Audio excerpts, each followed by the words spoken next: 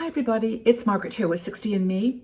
You know, when I was a little girl, I remember there was a trend to tell your children, especially girls, you can be whatever you want to be. You know, there are no rules, just do what you want to be, do what you love, and the rest will follow. And I really did believe that. And I think I had probably had parents who were maybe a little bit forward thinking, because I know a lot of women in our community didn't have that encouragement. But I always was made to feel that I could do whatever I wanted, that I could have the life that I desired.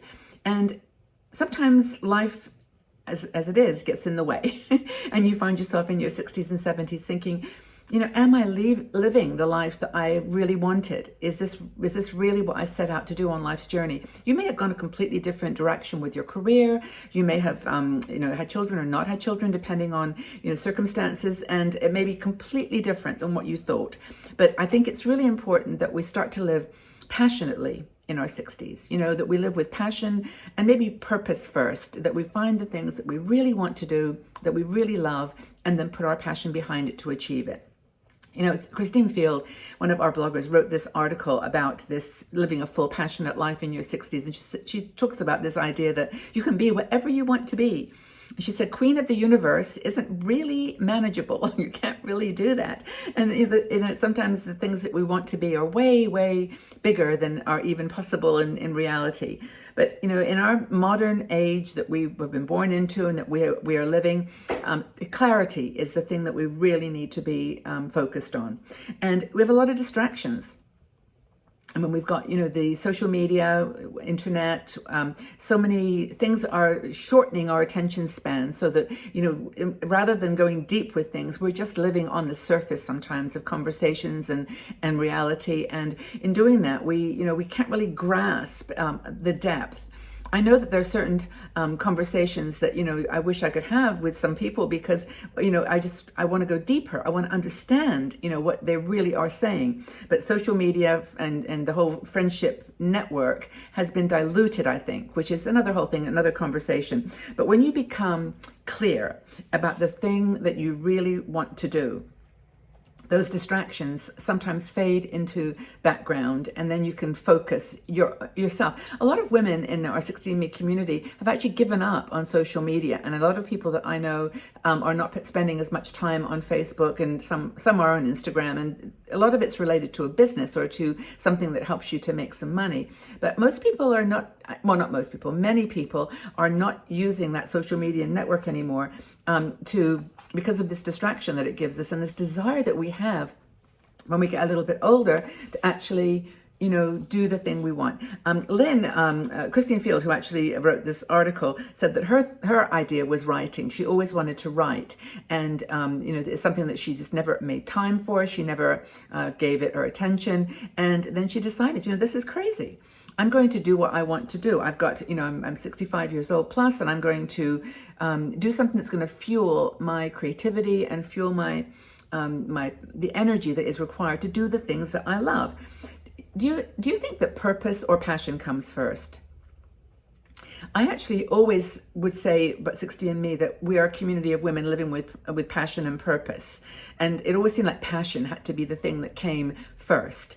But then I started to think about it, and I was reading some articles talking about this from a psychological perspective, how it's important, actually probably more than passion, to have the purpose first, to really know what it is that's going to make you shine, make you feel like you're doing something that's worthwhile, that gives you that motivation to get up in the morning and go out and do it. You've got to find your purpose, and that actually is the key, according to the articles that I've read, to happiness. It's not the passion. That actually comes later when you've got your purpose defined. What is your purpose?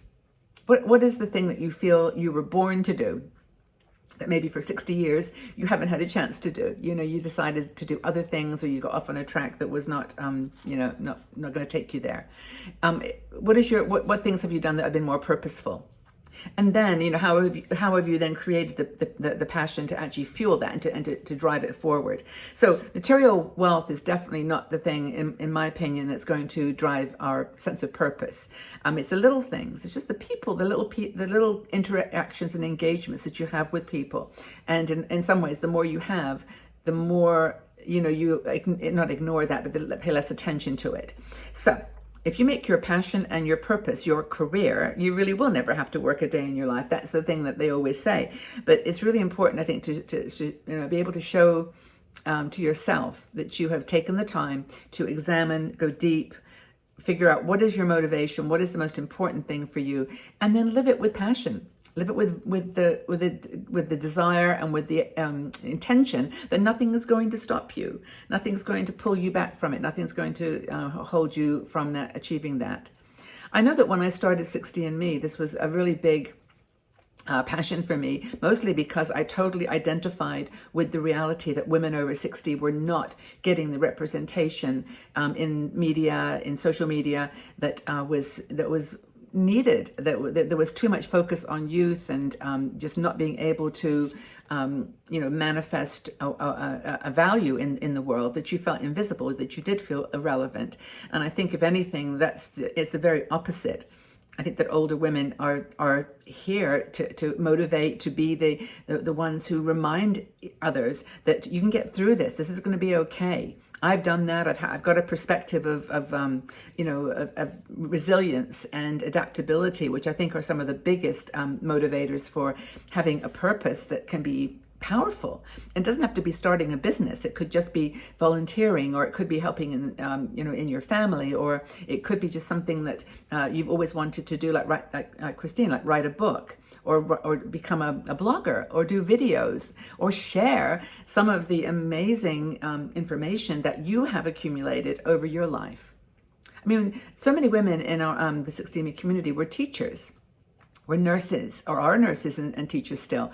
And those are the skills that are so valuable. If we could only just learn how to, take that passion and that and create a purpose from it, even just doing something very small makes a huge difference in someone else's life. But whatever you do, don't compare your journey to someone else. I think this is so, so important. I think that we've got into the habit of, the last few years of social media telling us that the way to live your life is to always be happy and cheerful, and never to see the dark side, never to experience the bad dreams, never to, to understand that there's a side to you which is not perfect, and that imperfection is actually your strength. And that the purpose that you offer in the world is maybe, to some people, that perspective, touching another life. We all have that ability, and I think it's really powerful to be kind and to be compassionate, and know that those are just as valuable as any celebrity influence that you could have. That being passionate in your 60s and older means just feeling like you are giving it your all, and that you're somehow connected to the deeper part of yourself that nobody else maybe knows. And maybe it's time to share that with someone. Maybe it's time to write that book, or compose that music. I have a really good friend, Francesca, who, she was a writer all her life, and she wrote books and was just very, very academic. And now she's decided, I'm going to do music. And that's all she does. She just writes music and plays music and listens to music, and that's her passion. She loves it. So I'd love you to share. What is your passion and purpose in life? What are you passionate about? I just think it'd be a really interesting conversation. So please leave your comments in the section below. You mean the world to me, and I want to know that all of you are doing well and taking care of yourselves.